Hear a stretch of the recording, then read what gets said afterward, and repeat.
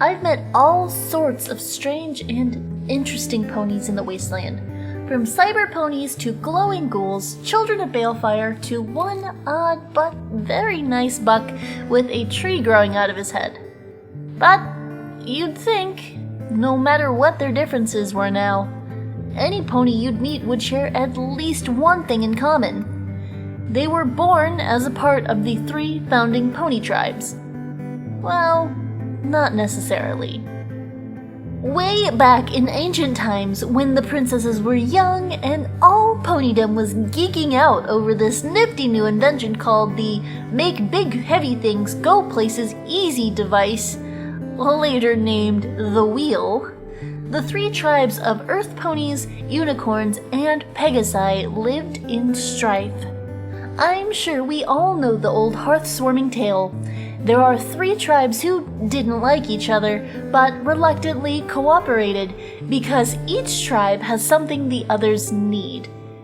Eventually, the constant bickering and feuding attracts Wendigos. The Wendigos create an endless, bitter winter, and the 3 pony tribes are forced to abandon their homes and move south to warmer climates. Now, this is the point where we usually follow the 3 tribes on their journey to eventually forming Equestria. But what a lot of ponies don't know is that not every pony made that journey. The most stubborn and perhaps most frightened members of the tribes refused to leave their home, instead opting to seek shelter in many deep underground caverns that dotted the northern territories. These caverns, so the stories go, were filled with gems and crystals that were so saturated with magic that it bled out into the air around them, affecting and being affected by any living creatures who happened by. This hardly meant anything to the original refugees other than a convenient source of non-flammable light, but over the course of a generation or 2, the ponies started to change. The unicorns absorbed the magic in the air like sponges. Like the very crystals in the walls, they became saturated with raw magical power to the point where the once elegant spirals of their horns were warped into twisted, red-hot spires. Excess magic leaked from their eyes and they were no longer bound by physical form, instead developing the ability to switch between physical and ethereal at will. These former unicorns took to calling themselves the Umbrum. The Earth Ponies, once great farmers on the surface, took to mining and cultivating usable minerals from their environment. Their natural connection to the Earth caused them to adopt the properties of the gems around them, making them diamond-hard and radiant. They developed such an affinity with the gems that they were even able to, somehow, cross them with organic crops, creating the famous crystal berries of the north. They took to calling themselves, rather aptly, crystal ponies. And finally, the Pegasi. No longer able to bask in the sunlight or soar through the wide open skies, no longer able to control the weather or build great cities of cloud, they did not adapt as smoothly to subterranean life as the other 2 tribes. Their coats and manes turned dull, losing their former color and luster. Their once proud feathered wings molted, becoming leathery and membranous. They had lost everything from their pride to their purpose in life. And without their one bargaining chip, weather control, they had no other way of gaining food from the earth and, later, crystal ponies, but to throw themselves on their mercy and beg charity. Well, they were given charity, of a sort. The Earth Ponies turned them into indentured servants, making them work long, hard hours hauling carts, scraping moss from stalactites. Or is it stalagmites? I never remember which is which. And basically doing all dull, menial work that they didn't want to do in exchange for some small rations of food. The unicorns, seeing an opportunity, took advantage of the situation. No longer needing to eat, subsisting solely on magical energy, they didn't have the same dependency on the Earth Ponies that the Pegasi did.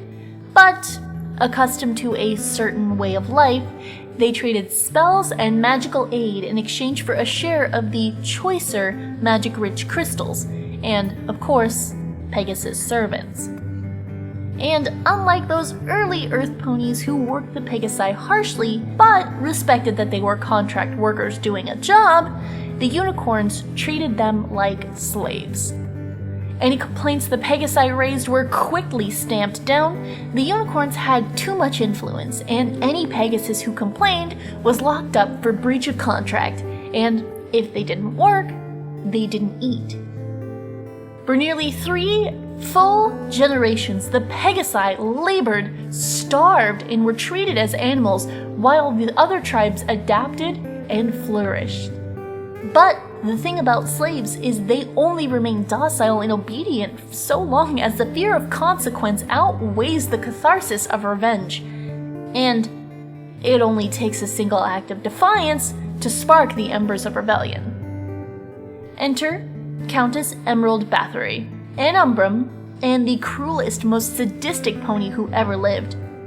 On the surface, in public, she was the picture of nobility. She was witty, charming, genteel, and had the kind manners and style that would make even the stuffiest stuffed shirt in 10 Pony Tower feel shabby and uncouth by comparison. But at home, behind locked doors, Bathory was vain. What she feared more than anything else was aging and losing her beauty, so she thought she could take it from others.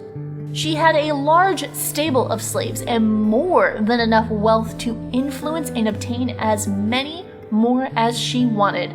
So, every so often she'd take a slave into her home and torture them with special magical devices of her own creation. These devices made it so as pain and anguish flowed into a pony, happiness and hope flowed out. Bathory would collect the positive emotions into a special pool that turned them into a tangible liquid. Then she would bathe in it, content in the firm belief that happiness was the key to keeping her young and beautiful, even as her poor slave wept for mercy. The slaves all knew what she was doing, but there was nothing they felt they could do. And they couldn't tell any pony without risking their mistress's wrath. All seemed hopeless. Until one day, she decided to invite her very own hoof maiden, a young mare named Ruby, into her private chambers. Why did she choose her own hoof maiden? No pony knows for sure. Some say she noticed handsome young gentle stallions eyeing Ruby instead of her.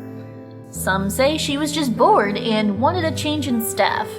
But, whatever her reason, Ruby was her next victim. Or, so she thought. Ruby was a fiery soul who felt no fear for her oppressors, but anger at the suffering and hunger that she and her kind were forced to endure. So, when it came time for her to join her mistress in the secret chambers, well, let's just say the nobles who arrived the next day to check on Bathory found Ruby bathing in the pool.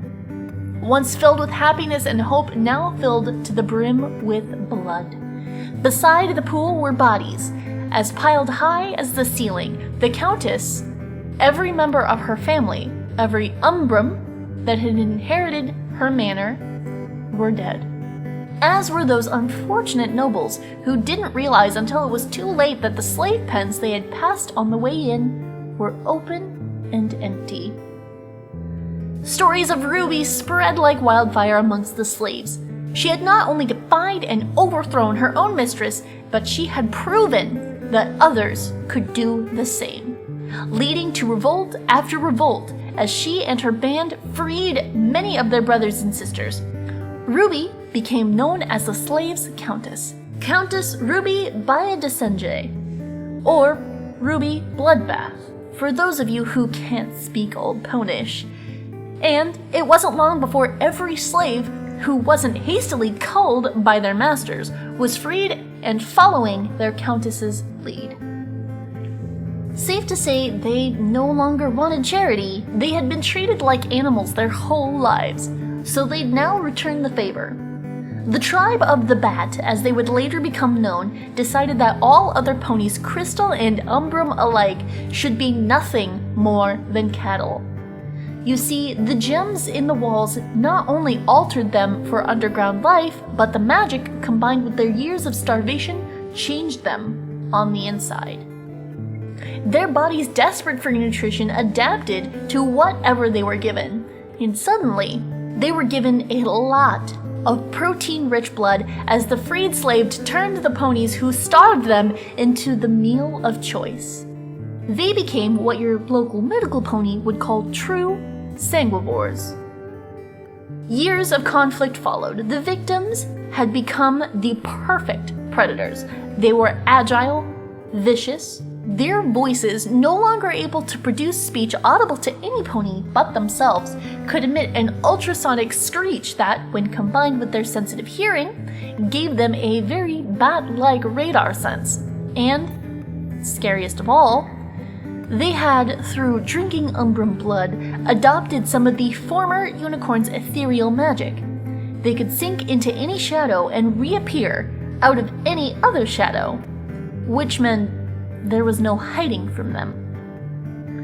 So, many died. While many miles to the south, Equestria was forming under the fire of friendship. The caverns of the northern underground were running red in blood of guerrilla warfare. Crystal ponies utilized their strength and ingenuity. Umbrum brought forth their greatest and most terrible magics, and the Bat ponies fought them both with cunning, stealth, and almost feral ferocity. Were this a storybook, the plucky former slaves would have won, overthrown their tyrant masters, and set the world right again. But this isn't a storybook, it's a survival guide. And, dear reader, if you want to survive long enough in a world that wants to kill you, listen well to your old pal Ditzy. Numbers count. For the sake of self-preservation, the Umbrum and Crystal ponies had banded together in a single tribe, combining their strengths and covering for each other's weaknesses. Even in the most optimal circumstances, the Bat ponies would have been outnumbered 2 to 1. The circumstances were far from optimal. Countess Ruby led a brave and bloody campaign, but eventually, her luck ran out. She was slain in combat by the Princess of the Crystal Ponies herself, and what was left of her forces were faced with only one choice: flee or die. So they fled, following their ancestors' path south and leaving the northern territories to their fate. What happened to the Umbrum and the Crystal Ponies after that? I'm not entirely sure. There are all kinds of rumors and old pony tales about evil overlords, crystal heart attacks, flugelhorn jousting, but I'm still researching. Perhaps they'll be the subject of a later chapter. I do, however, know that following that final skirmish, the tribe of the Bat were broken. Many of their families were gone, and they could never return to the only home they had ever known, and their beloved leader had been defeated. None of them had met true Earth ponies, Pegasi, or unicorns before, and when they did, they were met with screams of panic. Rude, but not entirely unfounded. I'd be pretty startled too if a pony who looked like they'd come from a horror movie suddenly popped out of the shadows in the middle of the night and started screeching at me. In fact, I was. Boy, was my face red when I realized they were not entirely unfriendly.